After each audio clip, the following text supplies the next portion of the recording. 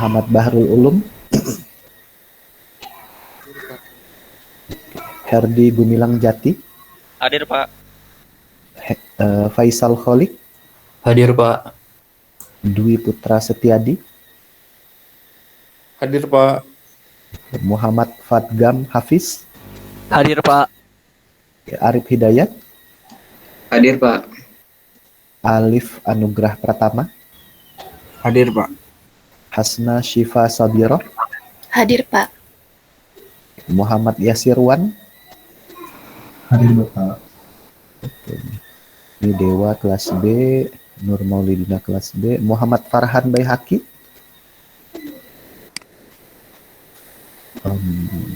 kemudian Reza Nugraha, Regiana, maaf. Hadir, Pak. Oke.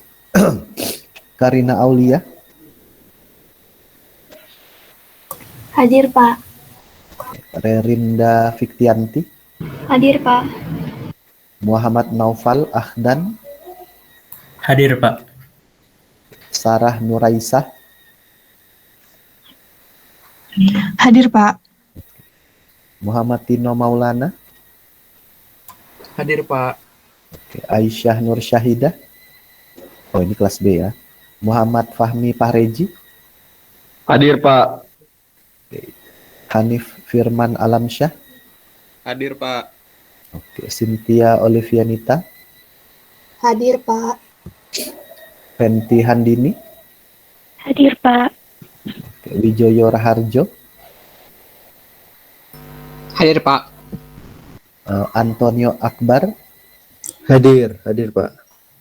Ivan Septian, Hadir, Pak. Iklima Mardiana, Hadir, Pak. Lucy Febi Ristiawan, Hadir, Pak. Muhammad Akmaluddin kelas B, Salsabila Nur Fitriatna, Hadir, Bapak. Kurnia Alamsyah, ada? Tidak ada?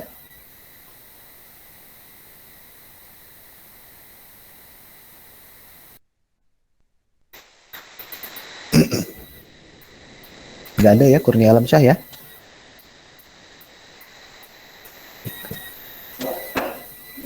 Ini saya simpan.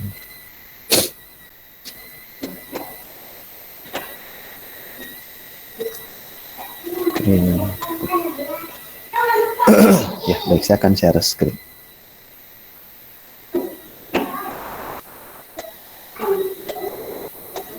Ya, mudah-mudahan sudah tampil di layar kalian. Baik, nah di pertemuan terdahulu kita sudah bicara tentang dekomposisi, yang secara umum kita definisikan sebagai proses membreaking something down into smaller part, yang kemudian dalam prosesnya nantinya bagaimana teknis membreaking down-nya itu ya secara umum akan terbagi ke dalam 3 kategori ya. Yang pertama itu didasarkan pada sisi substantifnya, itu yang kedua didasarkan pada relasionalnya, yang ketiga fungsionalnya, yaitu merupakan gabungan dari substantif dan juga relasional. Dan di pertemuan pekan lalu kita sudah bicara tentang pattern recognition, yang secara umum pattern recognition itu dimaknai sebagai recognizing which part are the same and the attribute that define them. Artinya kita melakukan pengenalan mana sih bagian-bagian yang kita asumsikan sama. Jadi boleh jadi itu tidak sama persis gitu ya, tapi kita asumsikan sama, dan atribut yang mendefinisikannya. Atribut yang mendefinisikannya itu ya mungkin bisa saja variabelnya punya karakteristik yang sama atau alasan-alasan yang lainnya. Nah, hari ini kita akan coba untuk membicarakan tentang abstraction. Yang secara umum, abstraction itu difahami sebagai removing detail to simplify and focus attention. Jadi, abstraction itu dapat dipahami sebagai membuang detail untuk menyederhanakan dan juga untuk membuat atensinya itu menjadi lebih fokus. Jadi detail-detailnya itu dibuang agar fokusnya itu lebih terarah. Dalam definisi yang lain, Abstraction itu juga melibatkan proses identifying the common core or essence.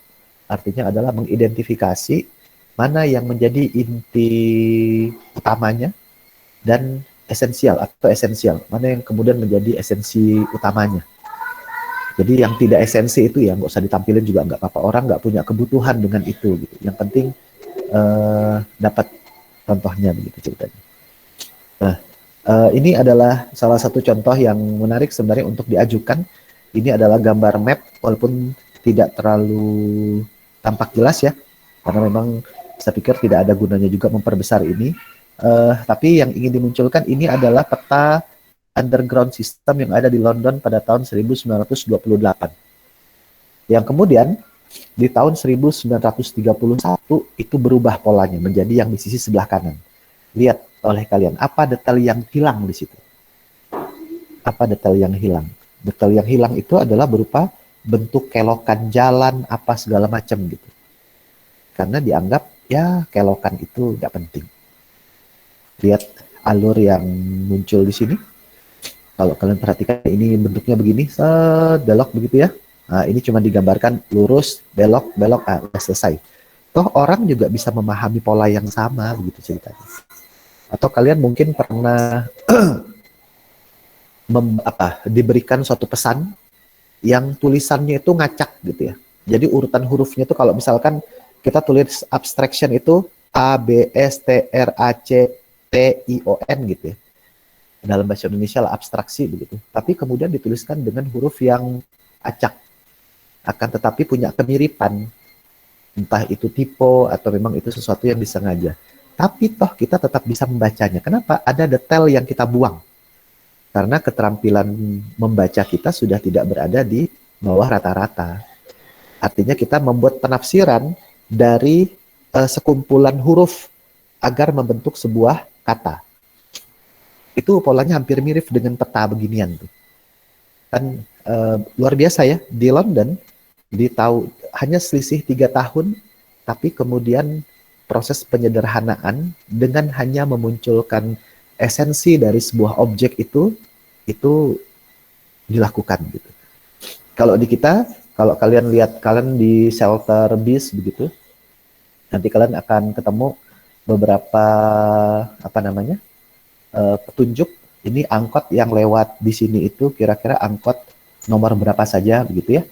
Kemudian nanti angkot itu rutenya kemana saja gitu. Nah, itu tidak digambarkan detail bentuk tikungan-tikungannya. Jadi lurus aja, nanti berhenti di mana. Sudah begitu. Lihat betapa kemudian kemajuan informasi itu juga tentunya dibarengi dengan proses abstraksi. Sehingga ada detail-detail yang dianggap nggak penting. Dan itu menjadi kerangka acuan umum yang sekarang digunakan sebagai acuan ya dalam berkehidupan sosial. Nah, ini yang akan kita diskusikan lebih tepatnya. Nah, ini contoh yang lain terkait dengan masalah abstraksi. Ini gambar sapi. Lihat, ketika kemudian sebagian detailnya saya buang, kita tetap masih bilang bahwasanya ini sapi. Gitu ya. Kita masih tetap bisa bilang ini adalah sapi. Detailnya saya buang. Warnanya saya buang. Latar belakang rumputnya saya buang.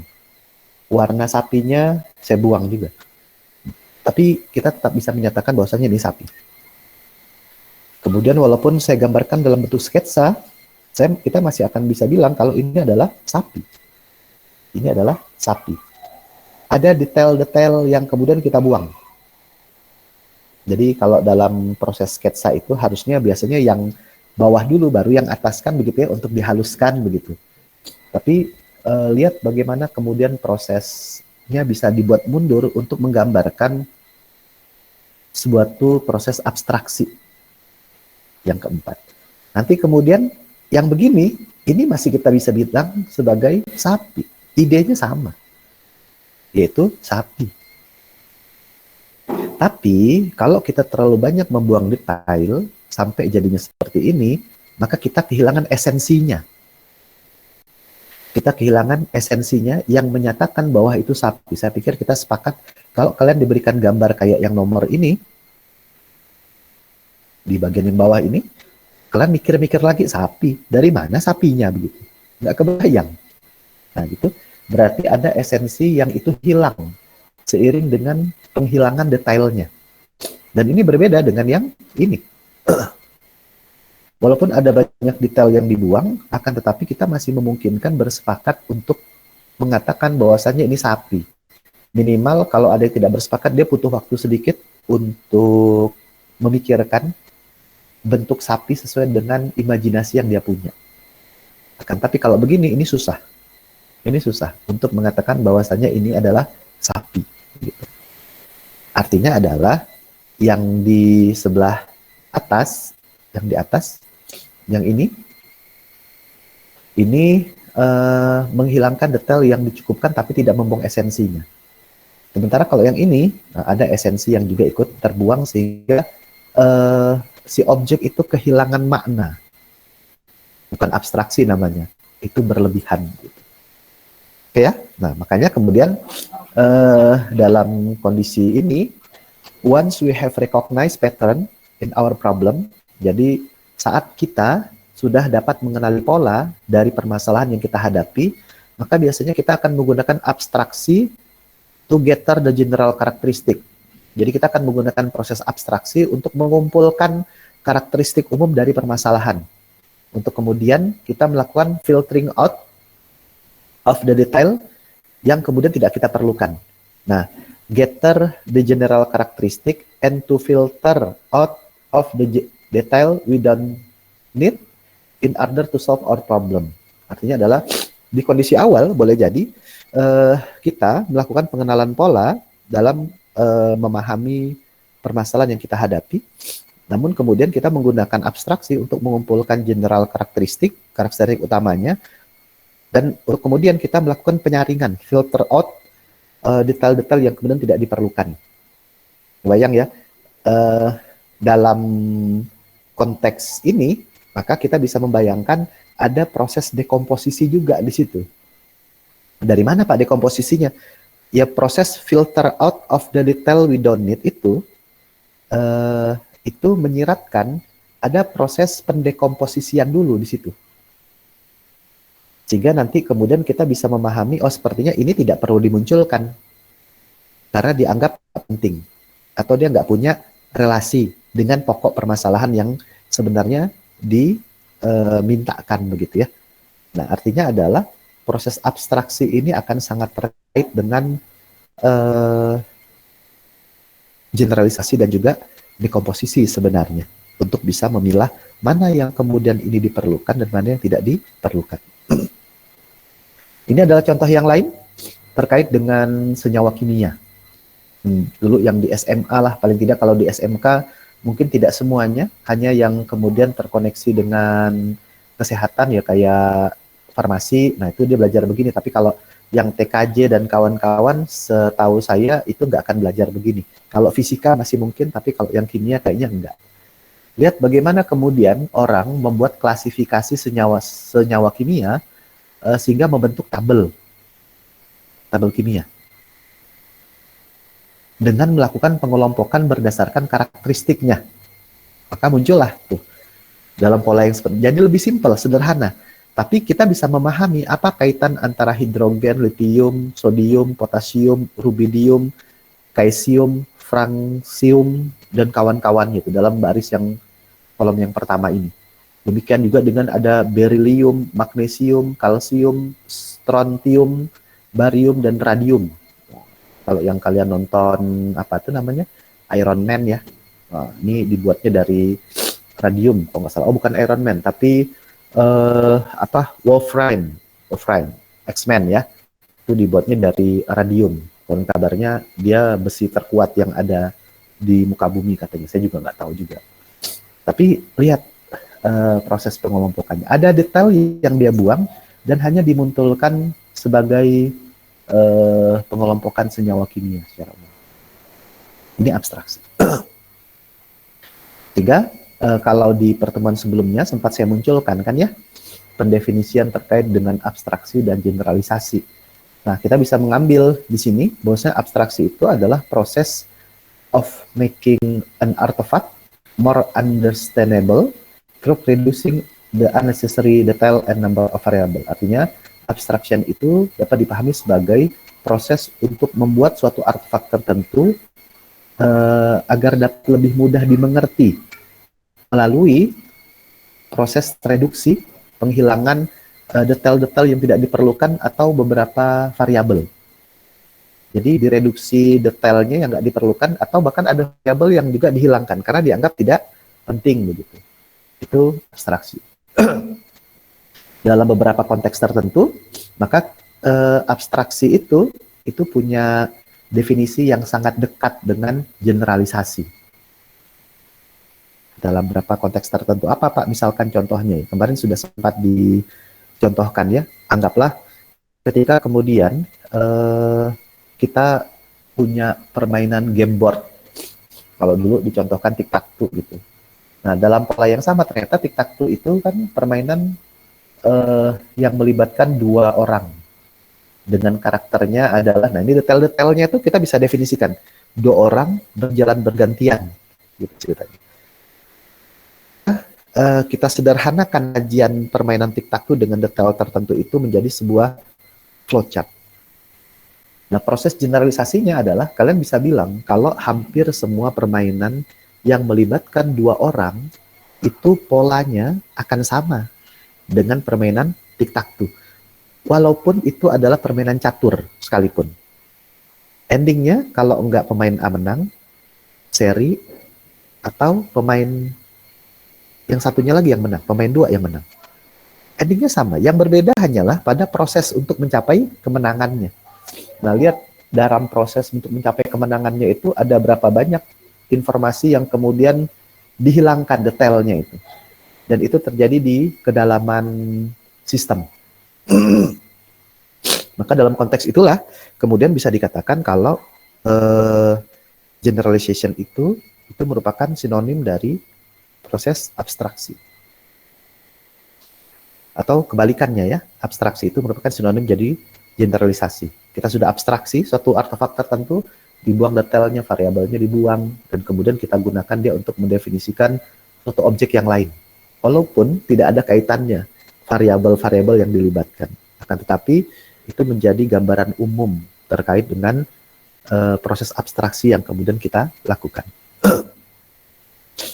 Nah, ini mudah-mudahan kalau saya munculkan ini kalian ingat terkait dengan masalah penyajian kasus yang dulu terkait dengan tumpukan kardus itu, dan solusi yang kemudian saya berikan itu dengan membuat tampilan kardus yang bertumpuk itu menjadi kardus yang disajikan dalam domain 2 dimensi. Domain 2 dimensi. Nah, ini adalah salah satu contoh dari abstraksi. Kenapa? Detailnya dibuang. Karena wujud 3 dimensinya itu menjadi tidak begitu diperlukan kan ya. Karena kita diminta untuk menghitung berapa luas daerah yang tampak. Kemudian kita buat gambarnya menjadi 2 dimensi. Ini kalau misalkan digambarkan dari atas gitu ceritanya. Misalkan begini.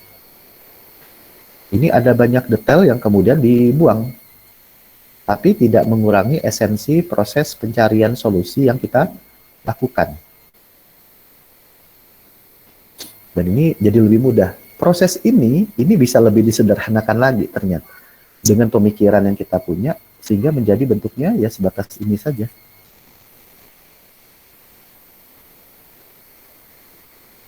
Nah, hingga nanti yang ini ya cukup hanya 3x3 saja. Ini kalau kalian ingat proses yang kemudian sebelumnya sempat kita lakukan. Nah, lihat ini seperti ini. Nah, secara tidak langsung kita sudah melakukan proses abstraksi sebenarnya ketika kita berusaha untuk memecahkan permasalahan yang sebelumnya. Dengan kata lain, ya tadi abstraksi itu dipahami sebagai filtering out information not needed and generalizing information that is needed. Kita melakukan pemfilteran terhadap apa-apa yang kemudian tidak kita perlukan, dan kemudian melakukan generalisasi terhadap apa yang kemudian kita perlukan begitu. Nah, itu menjadi intisari dari abstraction. Kenapa kemudian abstraction itu penting? Ya setidaknya dikatakan penting, a means to distill what is essential. Ya karena kemudian dari sini kita diajarkan untuk bisa memahami apa hal yang paling esensial dari suatu problem yang disajikan. Sehingga tidak bisa tidak, kita harus menyelesaikan itu terlebih dahulu gitu ceritanya. Kalau enggak, ya enggak selesai begitu. Detail-detail yang lain mungkin bisa diabaikan untuk sementara waktu dan nanti kita panggil ketika kita sudah membutuhkannya. Jadi penting karena satu, kita kemudian bisa memilah mana yang kemudian lebih esensial. Kemudian yang kedua, to create models, rules, principle, or theories to test predicted outcome. Kenapa itu menjadi penting? Ya karena abstraksi itu diperlukan untuk bisa mengembangkan, menciptakan suatu model, aturan, atau prinsip, atau teori yang nantinya kita gunakan untuk memprediksi luarannya. Untuk memprediksi luaran. Dan itu diperlukan abstraksi. Itu boleh jadi suatu proses yang tidak tampak, tapi mungkin juga itu merupakan suatu proses yang tampak gitu ceritanya. Kalau yang tampak itu bisa diwujudkan dengan suatu model tertentu begitu ya. Tapi ada banyak cerita dari model itu. Untuk dijelaskan secara detailnya itu ya orang hanya lihat gambar itu nggak bisa selesai. Misalkan kalian buat grafik begitu dari data kalian olah. Nah, ini munculnya begini begitu. Artinya hanya orang-orang yang paham dengan situasi aktual data ini yang bisa membaca apa arti dari ini. Tapi kalau misalkan dia nggak terlibat sama sekali, bisa dikatakan nggak akan ngerti maksudnya apa. Sehingga tampilan data ini perlu dijelaskan secara narasi. Nah, penjelasan secara narasi itulah yang kemudian akan mengungkap detail informasi yang sebenarnya tadinya kita sembunyikan. Tapi itu disajikan secara lebih sederhana dengan melalui penampilan visualisasi data gitu. Artinya ya abstraksi itu diperlukan ya salah satu untuk buat model. Ini saya katakan sebagai sebuah model nih. Ini. Aturan, prinsip dan juga teori sama saja. Bayang ya. Kemudian yang ketiga, so that one solution work for multiple problem with similar nature. Artinya abstraksi itu terkadang juga bisa menghasilkan satu solusi bersama yang itu kemudian digunakan untuk banyak permasalahan yang punya karakteristik yang nyaris hampir sama. Nah, yang poin ketiga ini balik lagi tadi ke definisi generalization yang merupakan sinonim dari abstraction. Jadi satu solusi tapi bisa digunakan untuk banyak problem.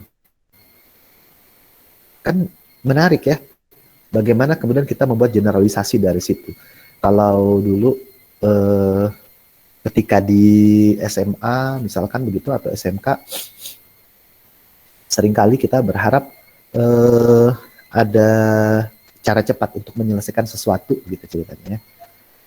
Nah, cara cepat itu sejatinya cara cepat itu proses abstraksi. Ada banyak proses yang dilewatin gitu. Cuman kan dulu kita nggak ngerti. Mungkin nggak tanya, kenapa bisa begitu Pak caranya Pak? Gitu. Jadi ada detail-detail yang kemudian tidak diajarkan oleh guru kita. Tapi guru kita langsung mengajarkan cara cepatnya. Kenapa kok bisa dengan cara begini? Ya, itu cuman dulu kita nggak menaruh keinginan untuk tahu alasan itu. Ya pakai aja gitu. Tapi ya ternyata cara cepat itu manjur gitu. Dan boleh jadi cara cepat itu dihasilkan dari detail yang menjelimet gitu, yang itu kalian pelajari di tingkat perguruan tinggi, cuman kemudian intisari dari cara itu diturunkan sampai ke level SMA. Dan kalian baru tahu, misalkan alur kenapa bisa dapat jawaban begitu, itu setelah kalian kuliah begitu. Oh dulu tuh dapat cara begini tuh dari sini, misalkan begitu. Artinya ya proses abstraksi secara umum itu bisa menghasilkan satu solusi tunggal yang bekerja pada banyak permasalahan, multiple problem dengan similar nature. Ini contohnya Google Maps gitu ya, jelas itu. Google Map ini lebih mencontohkan si Google Map ini lebih mencontohkan bagaimana kemudian satu aplikasi itu kemudian bisa bermanfaat bagi banyak aplikasi yang lain atau banyak keperluan, entah itu food transport gitu, human transport atau yang lain-lainnya. Dulu berkembang, saya pikir kalau kalian cari aplikasi arah gitu, ada Waze gitu ceritanya, atau yang lain gitu, tapi kenapa pada akhirnya pilihannya balik lagi ke Google Map dan itu menjadi tren sekarang gitu ceritanya. Ya karena ya tadi, untuk proses pengintegrasiannya relatif lebih mudah gitu ya. Gitu. Sama halnya dengan baking a cake. Tidak semua proses dalam membuat kue itu bisa dipahami hanya dengan melihatnya. Makanya kalau diperhatikan dengan baik, ada adegan di mana kemudian si pembuat kue itu mencicipi kecukupan rasanya dan kemudian dia lanjutkan prosesnya. Nah, itu tuh nggak bisa dinyatakan dengan kata-kata itu, karena itu bicara tentang rasa.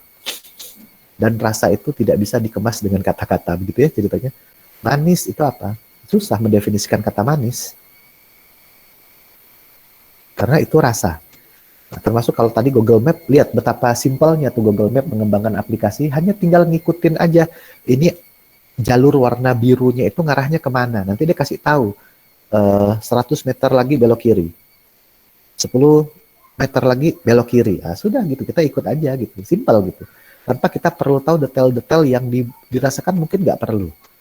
Entah itu bangunan apa, segala macam, kita nggak perlu cari tahu. Beda kalau misalkan tidak secara real time. Jadi kalau zaman kartu undangan dahulu kala begitu ya, dikasih petanya. Nanti oleh si pembuat peta itu dibuatlah titik-titik tertentu yang melibatkan acuan, bangunan acuan. Misalkan ini ada SMA, kalau ketemu SMA nanti belok kiri, misalkan begitu. Maka kita akan mencari berdasarkan titik acuan yang dibuat. Nah, peta undangan pernikahan itu sejatinya juga sudah melibatkan abstraksi sebenarnya. Dari detail yang sangat luar biasa terkait kondisi jalan pada satu daerah tertentu, itu digambarkan hanya yang pentingnya aja. Detail-detail yang lain itu dibuang. Ini harusnya jalannya ada belok sana, belok sini, tapi dihilangkan. Sehingga kemudian yang muncul yaitu hanyalah informasi yang dianggap perlu untuk diketahui, yang mengarahkan kita pada area yang kita tuju. Tapi proses itu kemudian dibuat lebih abstraksi lagi oleh aplikasi Google Map. Kita nggak perlu tahu yang ini bangunan apa, udah ikut belok aja. Mungkin ada jalan yang relatif lebih ringkas gitu. Dan itu dicarikan oleh si aplikasinya. Sementara kita nggak tahu gimana cara dia mencarinya, kan gitu. Saya pernah dalam perjalanan dari Depok, kemudian untuk pulang ke Bandung, itu sama. Dikasih pilihan, lewat jalur yang mana, lewat jalan tol utama, lewat yang ada 3 pilihan. Akhirnya kemudian saya pakai pilihan yang tercepat. Tapi ternyata dilewatkan di bendungan di Purwakarta itu. Di waktu menjelang maghrib, jadi sampai di bendungan itu di sisi bagian belakangnya. Kalau di depan itu kan banyak tempat-tempat makan, ini belakangnya sepi sekali di situ, ngeri sekali pas maghrib di situ, tidak ada kendaraan apapun. Baru tahu, tapi itu kan jadi pengalaman. Tapi lihat bagaimana kemudian Google Map itu bisa memberikan rekomendasi berdasarkan pada penetapan titik awal dan titik akhirnya saja. Nah, nanti dia yang akan kasih rekomendasinya. Kira-kira begitu. Jadi, menarik untuk bisa memahami proses abstraksi itu. Nah, ini 3 level proses abstraksi. Jadi sejatinya, proses abstraksi yang terjadi di kita, tanpa kita sadari, itu melibatkan 3 proses. Yang pertama, ini adalah berkenaan dengan pengenalan struktur konteks melalui abstraksi perseptual. Artinya ketika dihadapkan dengan satu masalah, Hal pertama yang akan kita lakukan itu adalah menerjemahkan permasalahan itu dengan menggunakan persepsi kita. Kita sebut ini sebagai ide. Punya ide nggak? Maka biasanya kalau kalian punya idenya, ide itu akan berakhir dengan coretan-coretan kalian begitu. Atau kalian akan mendapatkan satu gambaran umum terkait dengan solusi yang mungkin kalian kerjakan. Tapi modelnya masih dalam bentuk persepsi. Bisa berhasil, bisa juga tidak. Maka itu level pertama abstraksi. Kita sebutnya adalah ide. Gitu ya. Nanti ide itu masuk level yang kedua. Kita internalisasi. Internalisasi itu berarti kalian sudah combine dengan pengetahuan yang kalian miliki. Jadi sudah dikalkulasi. Ketika diberikan satu masalah, dapat bayangannya, oh idenya begini nih ngerjainnya. Tapi begitu kalian coba, nanti mungkin ada mentok, oh nggak bisa ternyata. Kenapa nggak bisa? Karena harus punya variabel A untuk bisa mendefinisikan ini. Nah itu proses internalisasi. Dan itu nantinya akan bermuara pada formalisasi. Formalisasi itu kasarnya dijadikan dalam bentuk yang lebih nyata. Tidak hanya dalam bentuk persepsi lagi. Kalau tadi yang pertama hanya dalam bentuk persepsi ide. Yang kedua itu sudah diinternalisasi dan kemudian diformalisasi. Itu yang kedua. Yang ketiga, ini kemudian mengenali suatu bentuk konteks, pengetahuan, dan struktur dengan suatu cara pandang baru. Artinya pemahaman kita terhadap proses penyelesaian suatu permasalahan tadi itu akan menambah wawasan kita terhadap bagaimana solusi itu bisa digunakan ke depannya. Jadi boleh jadi kalian punya ide, kalian coba, misalkan berhasil, dan kemudian kalian membuat generalisasi. Oh, berarti untuk kasus yang hampir mirip begini, bisa juga pakai cara yang ini. Nah, gitu. Itu abstraksi juga, karena kita tidak bicara tentang objek yang nyata, yang tidak kita lakukan. Detailnya kita buang. Tapi kita membuat upaya generalisasi dari situ. Atau bahkan kalaupun tidak berhasil, kalian juga akan punya kesimpulan yang sama. Berarti kalau dengan cara ini, beberapa kasus tuh nggak bisa diselesaikan. Karena ini juga gagal nih, karakteristik yang sama nih nggak bisa. Maka ya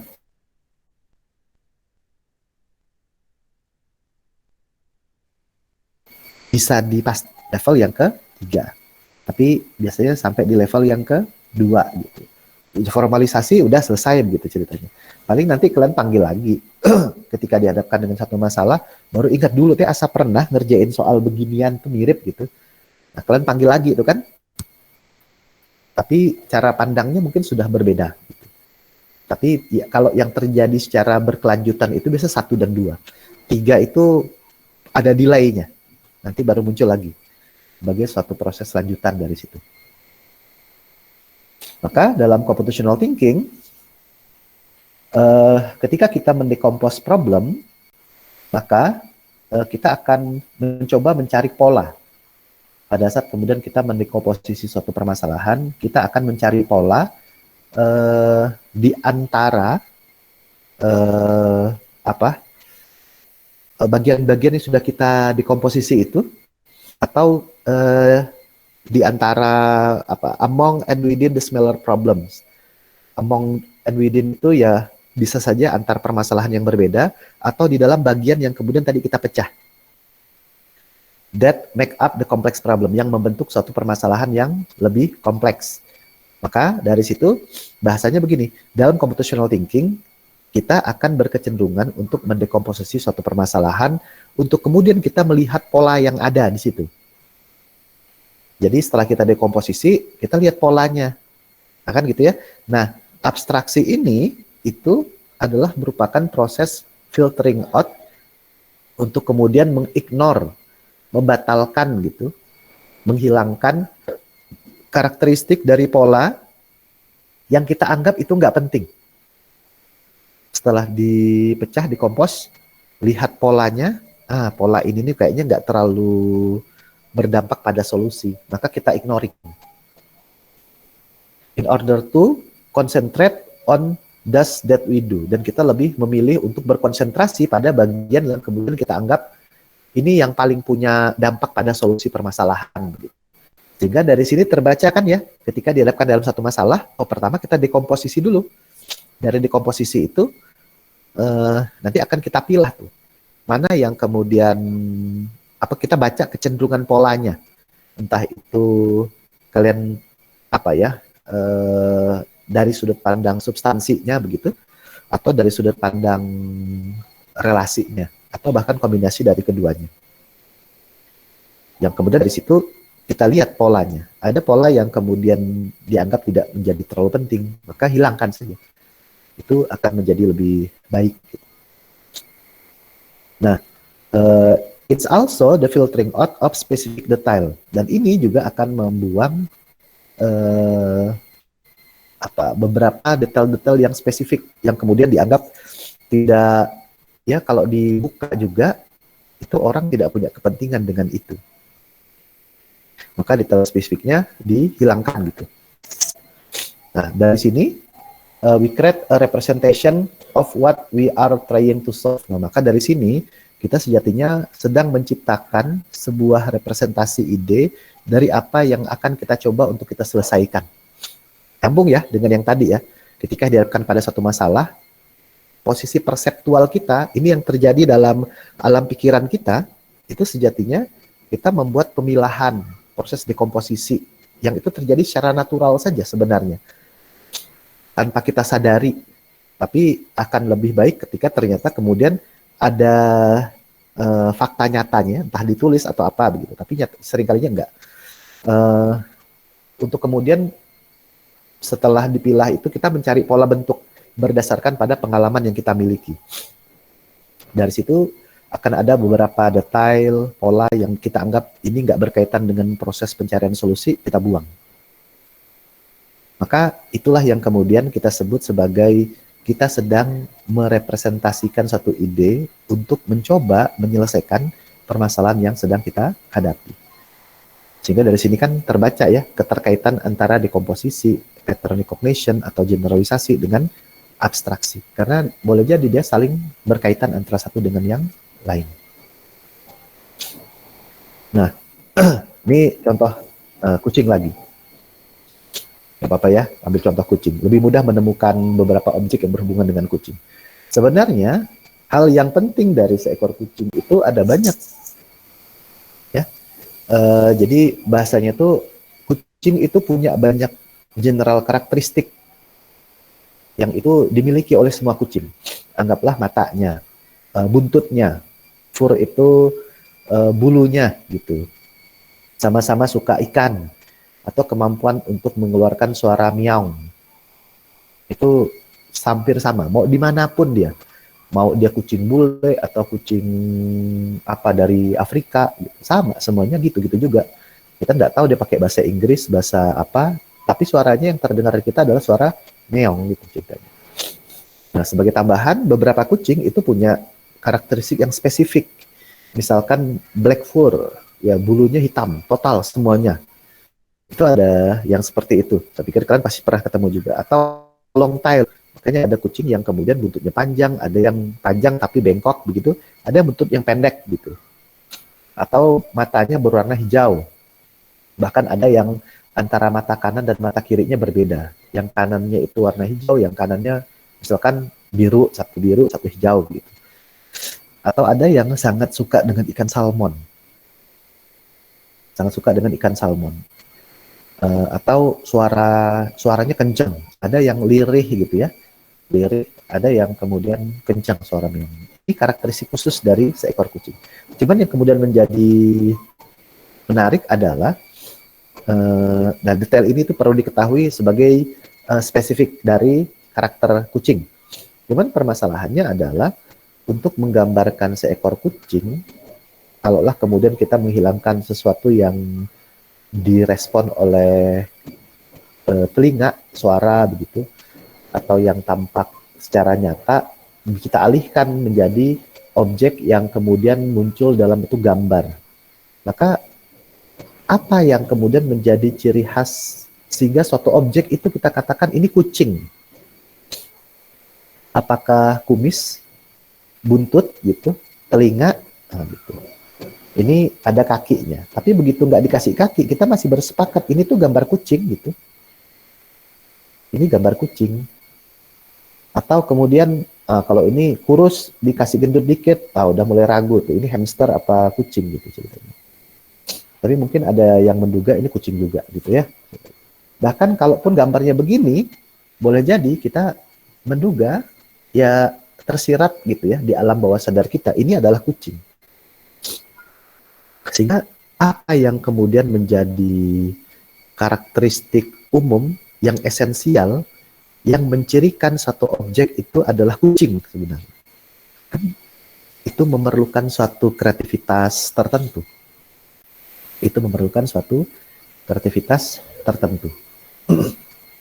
Jadi tidak sesederhana hanya sekedar menggambar, tapi menghasilkan suatu objek yang merepresentasikan suatu objek yang lain gitu, tapi tidak secara spesifik. Nah, itu hal yang menarik sebenarnya. Kenapa kemudian ini dianggap penting? Abstraksi itu. Ini sebenarnya lanjutan dari yang tadi ya, yang di awal. Jadi katanya abstraksi itu memperkenankan kita untuk meng-create a general idea. Abstraksi itu memperkenankan kita untuk menciptakan, mengembangkan ide besar, ide umum, terhadap apa sebenarnya masalah itu dan bagaimana cara menyelesaikannya. Jadi abstraksi itu menuntun kita untuk bisa mengembangkan suatu ide terkait pemahaman terhadap apa sebenarnya masalahnya dan juga bagaimana cara menyelesaikannya. Nah, proses itu menginstruksikan pada kita untuk meremove all specific detail, menghilangkan semua detail-detail spesifik dan beberapa pola yang tidak membantu kita untuk menyelesaikan masalah kita. Jadi detail-detail yang lain itu dibuang karena ini nggak ada kaitannya dengan upaya penyelesaian masalah gitu. Nah, ide ini yang kemudian disebut sebagai sebuah model. Ini menegaskan apa yang tadi disampaikan di bahan yang ditampilkan oleh pengajar di Nanyang University Singapura. Sehingga nanti munculnya kan beginilah ya, buntutnya ada yang panjang, fluffy, stumpy, kemudian S-nya ada yang green, yellow, orange, sementara bulunya ada yang ginger. Ginger tuh ya warna-warna kayak jahe begitu kan, banyak tuh ya, black, ada yang tabby gitu ceritanya. Nah, nanti polanya juga macam-macam kan, kalau kalian lihat bagaimana orang membuat siluet dari sesuatu, mulai dari orang sampai dengan apa gitu, binatang, maka akan ada banyak tuh cara orang menggambarkan sesuatu, tetapi beberapa detail itu dia hilangkan. Ada yang memanfaatkan detail untuk memperkuat imajinasinya, tapi ada yang kemudian detail dihilangkan untuk bisa menggambarkan suatu objek gitu. Jadi polanya kurang lebih seperti itu. Dalam dunia engineering, saya pikir ini juga sama. Lihat bagaimana kemudian mobil itu bekerja. Sama halnya dengan motor. Secara kasat mata, motor kita itu kalau kalian pakai motor matic itu kaki itu nggak ngapa-ngapain. Betapa kemudian proses itu disederhanakan. Kalau dulu pertarungan itu terjadi antara cara kerja piston, antara 2 tak dan juga 4 tak. Motor zaman dahulu kala. Yang 4 tak berarti membutuhkan 4 kali kerja piston dalam 1 kali semburan bensinnya begitu untuk pembakarannya. Sementara yang 2 tak itu 2 kali. Itu yang menyebabkan sampai saat ini yang motor 2 tak yang fenomenal itu ya yang masih bertahan Ekin ya. Makanya kan kalau dulu itu Honda itu terkenal dengan 4 taknya kalau nggak salah. Sementara Yamaha, Suzuki itu 2 tak. Makanya kan kalau Honda itu suaranya mulus ya. Kalau ada orang yang merepresentasikannya dalam suara Honda itu Honda. Jadi lembut gitu suaranya karena 4 tak. Gitu. Sementara kalau Yamaha itu kan enggak. Apalagi kalian kalau yang pernah atau yang punya motor RX kan tahu sendiri. Itu knalpotnya nggak usah diganti. Aslinya emang udah begitu suaranya. Apalagi kalau diganti knalpotnya, makin berisik karena memang begitulah cara kerja motornya begitu. Tapi membutuhkan banyak kinerja. Ya tangan kiri untuk koplingnya, tangan kanan untuk gas sama remnya, nanti kaki kanan itu untuk rem belakang, kaki kiri untuk masuk persnelingnya. Itu kalau motor dahulu kala lah ya, sebelum motor matic berkembang. Tapi kemudian pasangannya ya sama, cuman ada yang nggak pakai persneling, jadi tinggal masukin aja bijinya begitu ya. Kemudian motor maticnya berkembang, kaki jadi pengangguran, nggak ngapa-ngapain, cuman main di tangan aja, karena perpindahan antar gigi itu, persneling itu sudah dilakukan otomatis. Lihat betapa kemudian proses abstraksi itu memudahkan banyak hal. Sama halnya dengan mobil. Yang terjadi di dalam proses mobil banyak banget. Saya punya seorang teman yang punya mobil Volvo gitu. Yang mobil Volvo-nya itu, kalau kalian naik mobil, habis menyalakan mesin, kalian nggak pasang seat belt, itu dia bunyinya buat orang yang di dalam mobil tuh emosi. Tetot bunyi, tapi di dalam mobil saja. Dia tuh mau tunjukin, lu kalau mau pergi kemana-mana, pasang seat belt gitu. Kalau nggak pasang seat belt, gua berisikin nih. Gitu. Berisik banget. Jadi nggak betah kita. Mau nggak mau pasang seat belt, walaupun cuma pergi 100 meter dari gedung B ke gedung A gitu. Kalau naik mobil itu harus pasang seat belt. Sebel kan ya? Sebel. Tapi proses nyalanya alarm tidak pasang seat belt itu seolah-olah mengindikasikan proses yang ada di dalamnya tuh. Lihat betapa luar biasanya tuh menyalakan mesin mobil, kemudian dia akan mengasih informasi bahwasanya mesin mobil sudah menyala ke deteksi alarm untuk seat belt. Nanti kemudian direspon dengan suara. Proses itu tidak mudah, tapi hanya ditampilkan dengan cara yang sederhana, klip. Kan kalau di mobil Avanza gitu, kalau nggak salah, atau Innova dari Toyota, atau beberapa mobil yang lain juga sama, dia cuma klip aja ngasih tahu alarmnya bisa dimatiin. Kalau ini nggak bisa dimatiin karena tersimpan di kedalaman tertentu. Dan ternyata bukan hanya itu saja, bagaimana kemudian kalau yang ada airbag-nya, nah, untuk tabrakan yang seperti apa dia akan keluar otomatis tuh. Apa yang sampai direspon, power steeringnya, nanti ada clean and polishing, full filter, wah macam-macam. Detail ini yang sebenarnya ada di dalam mobil, tapi lihat apa yang kemudian dilatihkan dan kita gunakan. Oh, udah gitu doang. Kalau yang matic berarti ya tinggal kaki kanan aja yang main, kaki kiri mah bisa santai begitu ceritanya. Kaki kanan cuma satu injak gas, satu injak rem. Misalnya tangan yang main. Kalau yang manual, ya berarti kaki kirinya untuk pegang pedal sebelum kemudian kita pindah persneling. Hanya sesederhana itu saja yang dimunculkan, tetapi proses itu melibatkan banyak aktivitas yang sangat kompleks gitu.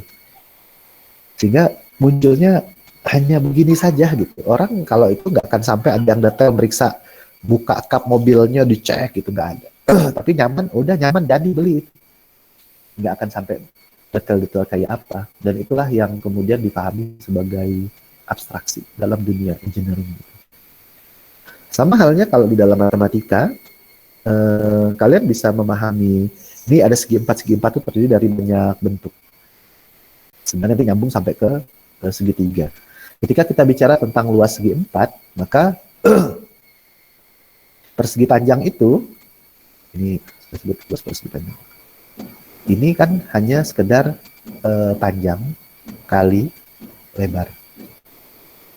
Ini didapatkan dari yang seperti ini.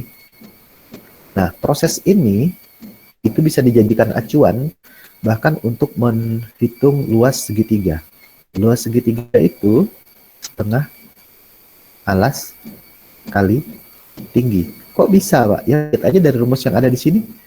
Kenapa kok bisa begitu? Kalaulah kemudian segitiga ini dibuat lebih umum, misalkan gitu, saya bagi dua begitu ya. Ini tinggi, ini alas. Gitu? Benar kan ya? Ini luasnya sama saja dengan setengah dari panjang kali lebar. Muncullah setengah alas kali tinggi. Sama halnya kalau misalkan nanti kita hitung untuk yang trapesium. Hitung yang trapesium. Trapesium itu begini. Luas trapesium itu adalah sama dengan dua buah sisi sejajar, sisi sejajar ditambahkan gitu, hasil dari penjumlahan dua sisi sejajar, gitu.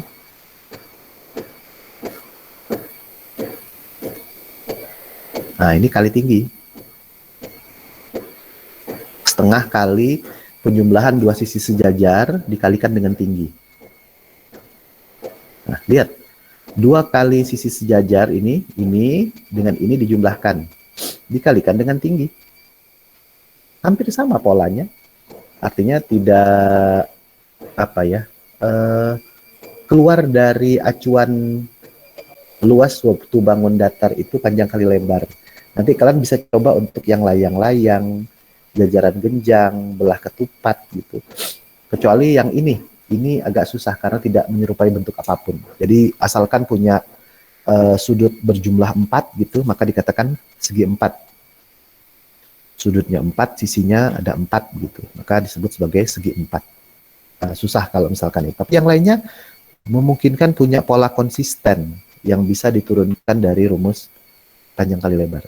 Dan di matematika lebih banyak lagi definisi tentang abstraksi. Bagaimana kemudian di dalam, kalau kalian kemarin belajar kalkulus begitu, ada banyak proses yang kemudian itu disederhanakan kan ya, makanya muncul istilah selang. Selang, nanti ada yang begini, ada yang begini, ada yang begini, gitu. Selang ini kan proses abstraksi sebenarnya. Dia hilangkan detail, tapi kalau saya tulis begini, ini, maka kalian pasti akan tahu kalau misalkan selang ini dari 0 sampai 1. Antara 0 1 itu bisa punya banyak tak hingga banyaknya bilangan kan kalau kita bicara di bilangan real. Detailnya dibuang, tapi kemudian dia tampilkan dalam suatu bentuk objek untuk menjederhanakan prosesnya. Tapi ketika dalam proses penyelesaiannya yang memungkinkan kalian gunakan, detail itu akan muncul ketika kemudian nanti si 01 ini diiriskan dengan misalkan begitu ya, tak hingga ini kok tak hingga begini gitu, koma setengah misalkan begitu. Nah, diiriskan, maka ini kan mau nggak mau kan kalian akan membongkar ini tuh, membuat ini di-split, muncullah setengah di situ. Sehingga nanti hasilnya akan jadi sama dengan, nah itu, ini berapa nih jadi ini? Ini hasilnya dari tak hingga, ini 0 sampai dengan setengah. Lihat, dalam proses penyelesaiannya mau nggak mau kita harus menambahkan detail yang diperlukan. Tapi matematika punya kecenderungan untuk abstraksi. Aduh, maaf saya lagi pilek. Apalagi kalau di dalam dunia ilmu komputer. Ini menjadi dasar dari apa yang kemudian kita pelajari. Dalam dunia ilmu komputer, ada banyak. Ini saya tampilkan pertama dalam lingkup software engineering. Ini saya ambil dari bahan presentasi untuk mata kuliah konkurensi programming terkait dengan the rule of abstraction. Dekatkan, di dalam proses software engineering itu, ada 3 level abstraksi. Yang pertama bicara tentang sistem dan libraries. Ini yang kemudian seringkali kita sebut dengan API-nya. Application, Program, Interface. System and libraries. Nanti kemudian di level yang kedua ada yang disebut sebagai programming language. Nah, ini bahasa pemrograman yang kalian gunakan kan ya? Bahasa pemrograman yang kalian gunakan. Baru nanti setelah itu muncul instruction set. Ini ya perintah yang kalian tanamkan dengan menggunakan programming language itu. Dengan memanfaatkan sistem dan librariesnya. Ini adalah proses abstraksi. Lihat, apakah hanya ini saja Pak? Enggak. dalam konteks komputer sendiri itu adalah proses abstraksi sebenarnya. Lihat, ini softwarenya, ini hampir sama dengan yang tadi kan. Ada aplikasi, ada programming language, ada libraries, ada sistem operasi. Lihat nih, sistem operasi dan libraries ini yang pertama. Kemudian nanti ini masuk ke API-nya, baru kemudian muncul di dalam programming language-nya. Instruksinya include di situ. Tapi dalam hal perangkat kerasnya, digital domain-nya itu, nah muncullah nanti arsitekturnya. Ini kayak gimana nih? Apakah arsitekturnya mengalami banyak perubahan antara PC, laptop, tablet, smartphone, atau macam-macam? Kalau dulu ada apa namanya ya, pager. Pager tuh ya penyempurnaan dari Wesel sebenarnya.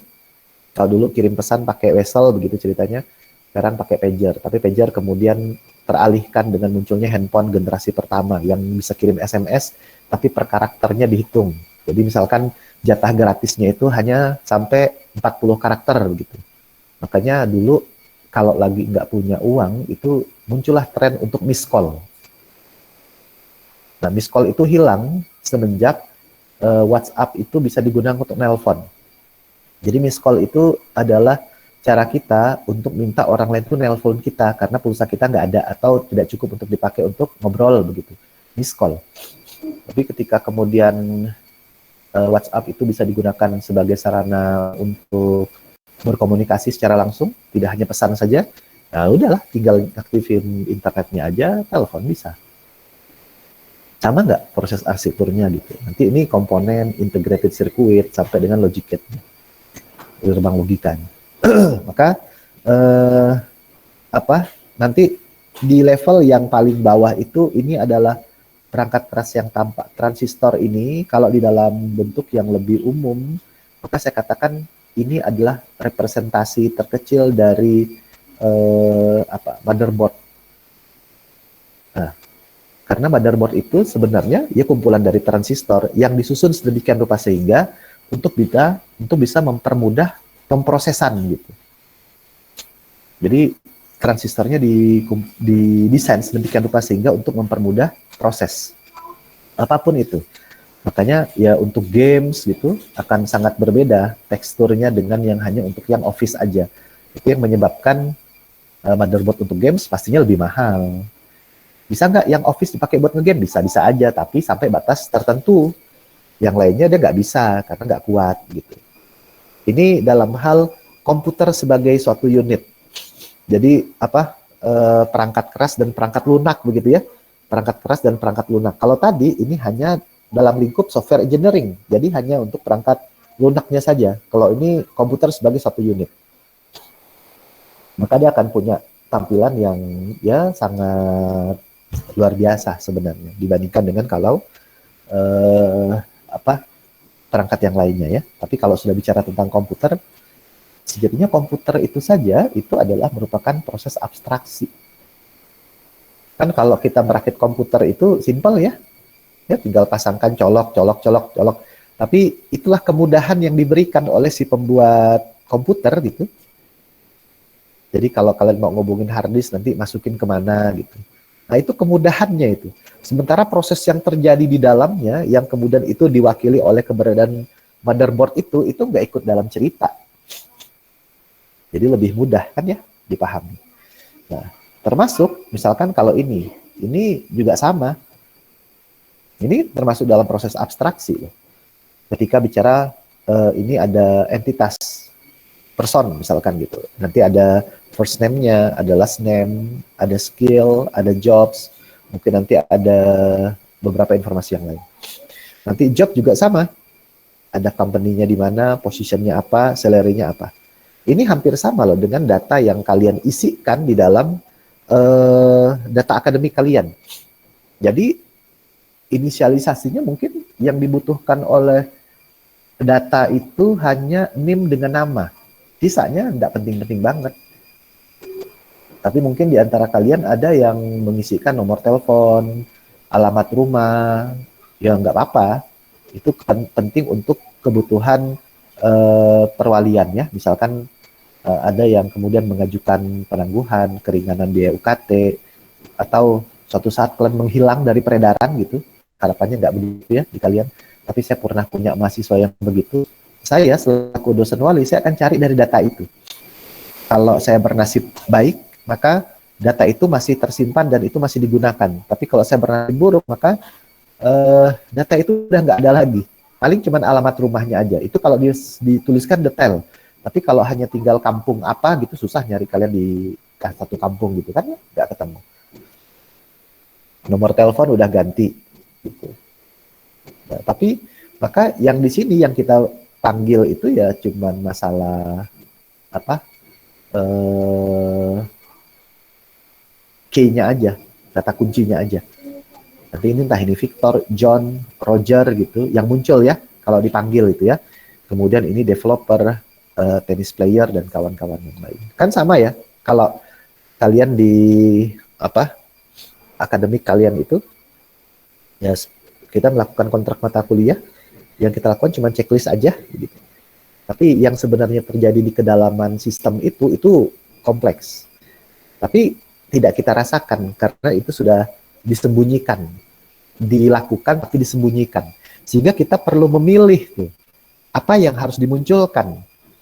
Kesalahan dalam menentukan mana yang harus dimunculkan dan mana yang harus disembunyikan, ya yang pasti itu akan berdampak pada proses penyelesaian.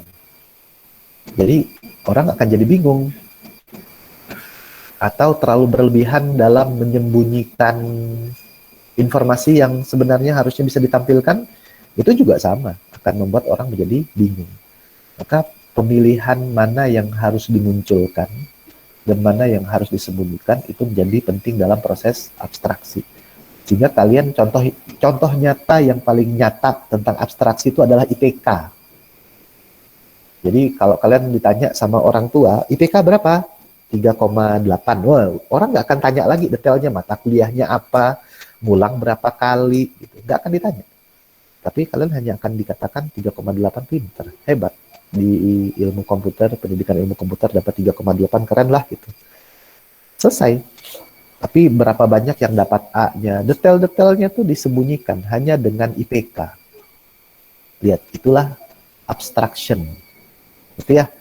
Nah, ini kalau menurut Illinois Institute of Technology, ini ketika kemudian dia mencoba untuk mengajarkan pemrograman dengan menggunakan Scratch ya, Scratch. Jadi di sini dikatakan setidaknya ada 2 tipe abstraksi itu dalam pemrograman Scratch. Katanya yang pertama adalah apa yang disebut sebagai procedural abstraction. Nanti yang kedua ini adalah apa yang disebut sebagai data abstraction. Procedural itu ini adalah bicara tentang function, specification, and parameterization.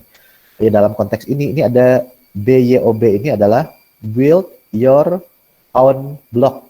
Jadi kita di Scratch itu memungkinkan untuk mengembangkan sebuah prosedur mandiri yang kita anggap itu lebih mudah untuk memproses apa yang kita inginkan. Jadi kalian ngarang aja bloknya, tapi itu solutif begitu.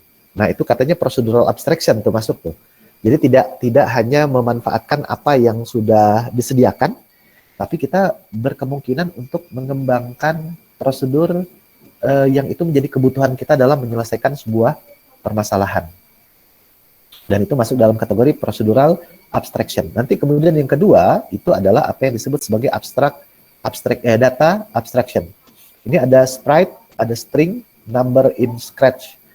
Artinya adalah data abstraction itu, kalau sprite itu ini sebenarnya objek yang kemudian kita munculkan. Jadi kalau kalian mau buat film itu ada karakter, nah sprite itu secara letterlux itu muncul di dalam Scratch itu sebagai objek berbentuk kucing. Tapi pilihannya bisa banyak, nggak hanya kucing. Apakah harus pakai sprite dalam karakter itu, Pak? Enggak. Kalian bisa cuma pakai kotak. Jadi kalau kotak itu kalian mau mulai bermain, pencet kotak start, nah maka dia mainlah gitu. Itu titik awal untuk memulai sesuatu. Maka ketika itu diklik, ada proses pembacaan data yang berjalan sebenarnya, kan ya? Yang menandakan proses yang proses yang kita programkan itu sudah mulai running nih gitu ceritanya. Kalau menurut Illinois Institute itu dikatakan ini menjadi dua tipe dari abstraction di dalam CS. Apakah ini juga berlaku umum tanpa Scratch? Kalau menurut saya iya. Artinya walaupun kemudian ini dinisbatkan pada Scratch, akan tetapi procedural abstraction itu memungkinkan itu kita lakukan dalam bahasa pemrograman apapun. Ya kan, pakai apa? Pakai Java, ya prosedurnya kalian yang definisikan sendiri. Ya walaupun sulit ya, apakah sulit untuk membedakan apakah kalian menyelesaikan satu permasalahan itu adalah hasil karya kalian atau kalian mengambil ide dari orang lain karena mentok kalian ngambil ide, oh gini prosedurnya begitu ceritanya. Tetapi pada akhirnya nanti itu akan menjadi kekhasan. Semakin efektif kalian mendapatkan procedural abstraction kalian, maka itu akan semakin meningkatkan daya tawar kalian, nilai jual kalian, skill kalian itu akan berbeda dibandingkan dengan yang hanya sekedar menduplikasi dari apa yang kalian buat ya. Itu akan sangat berbeda. Dan ini tidak hanya untuk Scratch, tapi untuk yang lain juga. Apapun bahasa pemrograman yang kalian gunakan gitu kasarnya. Begitu ya. Nah, sehingga nanti pada akhirnya proses ini nanti yang akan terjadi itu. Ini adalah abstraksinya. Ini specification of abstraksinya. Ini individual word domain. Dengan kata lain, kita bekerja dari sini kan ya. Berdasarkan apa yang user inginkan gitu. Nanti apa yang user inginkan itu akan kita gunakan untuk bisa menetapkan model abstraksinya. Sehingga nanti dari sini kita lebih mudah untuk meminta apa dokumen yang diperlukan begitu. Gitu. Jadi user minta tolong buatkan aplikasi yang modelnya begini. Nah, gitu ceritanya gitu ya. Nah, kita memahami itu dengan menampilkannya dalam sebuah ya bentuk desain awal lah begitu ya. Ya tidak perlu sampai pada aplikasi yang sifatnya prototype, akan tetapi pola awalnya saja dulu. Kan ada banyak tuh alat bantuan untuk mengembangkan pola prototipe awal yang sama sekali belum didasarkan pada proses codingan. Hanya laman per laman aja. Pindah, klik, nanti masuk begini. Nah, oke, baru nanti kita definisikan apa dokumen yang diperlukan. Gitu. Dan itu berlanjut. Dari sini akan memunculkan satu desain solusi. Ini sama, desain dari model abstraksi. Pada akhirnya nanti ini jadi desain dokumen. Nanti di sininya mengeksekusi software sistemnya, ini akan jadi implementasi dari model abstraction, sehingga nanti ini jadinya ke implementasi kode. Ada banyak prosesnya. Tapi yang jelas, ini berjalan persis sama dengan apa yang kita bicarakan tadi. Terutama di yang dari Illinois ya, ada prosedur dan juga ada data. Atau kalau kita rujuk sedikit ke belakang ketika bicara tentang software engineering, ya otomatis mau tidak mau ada kebutuhan terhadap API-nya gitu ya, libraries dan sistem operasinya, kemudian bahasa pemrograman yang digunakan sampai dengan instruksi yang kemudian kita berikan begitu. Dan itu abstraksi. Dan itu adalah proses abstraksi. Nah, ini yang ingin saya munculkan, tic-tac-toe flowchart yang di pertemuan pertama saya tugaskan. Ini bentuk flowchart ini adalah abstraksi juga. Lihat detail aktivitas yang dilakukan di dalam sebuah permainan tic-tac-toe. Kayak begini kan ya, gitu. Tapi ini kita anggap nggak penting gitu, karena orang mungkin nggak perlu tahu. Dan ini toh tidak kita nyatakan secara nyata di dalam proses pemrograman kita. Kita hanya mendefinisikannya dalam bentuk kode-kode tertentu yang nanti dengan perulangan, percabangan, itu komputer dengan secara mandiri, dia akan melakukan proses perhitungan untuk mendapatkan solusi yang bertepatan. Tapi untuk memahami bagaimana proses tic-tac-toe itu, cukup menggambarkannya dengan begini itu. Nah, selesai. Gitu. Karena intisarinya itu ada di sini. Ini proses yang banyak menghilangkan gitu. Bahkan kalau di generate seperti yang tadi saya sampaikan di awal, catur pun polanya akan sama. Jadi ada yang menganggap siapa yang jalan duluan dalam permainan catur itu menentukan tingkat kemenangan. Ada, walaupun sebagian diantaranya lagi, ya siapapun yang jalan duluan nggak ada masalah. Karena yang jalan duluan itu ya belum membuat langkah strategis lah gitu ceritanya. Ini tergantung kebiasaan yang dia latihkan sebenarnya ya. Sehingga ini menjadi bagian dari abstraksi. Hanya dengan lihat ketika kalian membuat gambar ini, itu ada banyak proses yang kalian buang tuh. Bukan dibuang lebih tepatnya, tapi kalian sembunyikan. Tidak perlu dimunculkan agar orang lebih mudah membaca alur dari permainan tic-tac-toe. Sebatas itu saja. Sisanya sudah sama-sama. Kira-kira begitu. Baik, nah ini barangkali yang bisa kita diskusikan. Sengaja saya tidak menampilkan beberapa contoh karena butuh waktu lebih lama ya. Tidak seperti yang sebelum-sebelumnya. Tadinya ada, cuman saya pikir terlalu umum. Misalkan kayak saya belikan karakter, nanti kemudian kalian sebutkan apa yang bisa dijadikan sebagai acuan karakter yang itu kita pilih dengan membuang detail-detail yang lain. Tapi saya pikir kalian akan lebih nyaman ketika kemudian nanti saya berikan studi kasus suatu problem yang kemudian kalian saya minta untuk membuat flowchart-nya. Itu akan jauh lebih menantang tuh buat kalian tuh. Tapi biarlah nanti itu disimpan sampai dengan kita habis membicarakan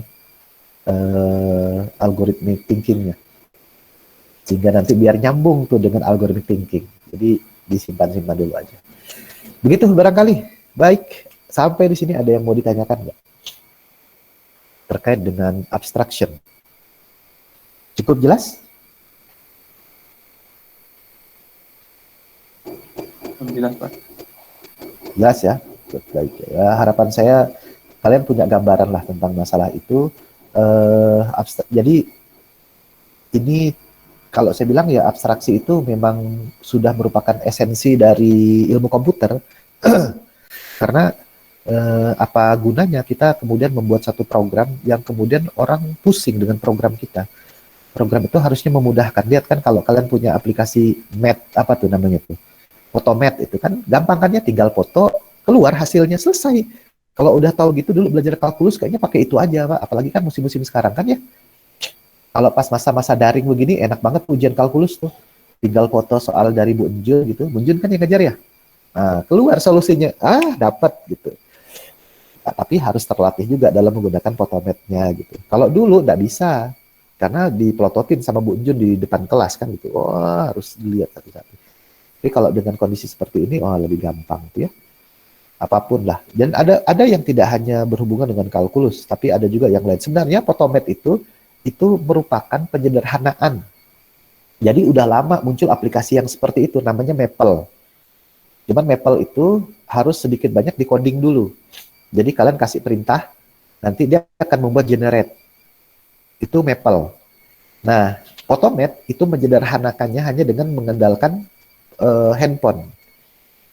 Dibuat lebih sederhana. Jadi kalau saya bilang Photomath itu melibatkan proses abstraksi dari Maple. Maple itu yang membuat proses yang lebih sederhana dari proses kalkulus yang sebenarnya gitu. Jadi ada banyak proses penyederhanaan yang begitu. Dan itu terjadi dalam lingkaran kita gitu. Dan kalian sudah terbiasa dengan itu. Aplikasi yang ada di handphone kalian itu WhatsApp itu sampai dia memberikan jaminan kalau di pertemuan kemarin sempat kita bahas, kalau dia bilang dia melakukan enskripsi end-to-end. Nah, tapi kalian nggak ngerasa kan kalau pesan kalian itu dienkripsi gitu. Ya santai aja kirim WA cas gitu, kirim udah baca gitu. Kalau dibales gitu. Kalau tidak disembunyikan, checklist 2 berarti udah dibaca. Checklist 2 warna biru gitu. Kalau belum berwarna sudah sampai tapi belum dibaca. Kita punya kesimpulan itu. Lihat bagaimana kemudian si programmer WhatsApp itu membuat hal yang terkesan simpel gitu, tapi sejatinya proses yang dilakukan itu repot gitu. Jadi hanya dengan checklist 2 kalian bisa tahu pesan kalian udah dibaca gitu. Kan begitu ya. Dan itu luar biasa gitu, aplikasi yang kita kembangkan. Makanya itu tadi yang saya katakan, computer science itu adalah abstraksi itu sendiri. Dan untuk bisa melakukan abstraksi itu perlu dukungan dari dekomposisi dan juga generalisasi atau pattern recognition. Oke, baik. Ada yang mau ditanyakan? Tidak ada? Kalau tidak ada, saya pikir sementara cukup untuk pertemuan kita kali ini. Nanti kita ketemu lagi di pertemuan berikutnya. Mudah-mudahan kalian diberikan kesehatan dan kita diberikan kekuatan untuk tetap bisa menjaga kesehatan kita. Itu saja barangkali dari saya. Sampai ketemu lagi di pertemuan berikutnya. Assalamualaikum warahmatullahi wabarakatuh. Waalaikumsalam. Waalaikumsalam.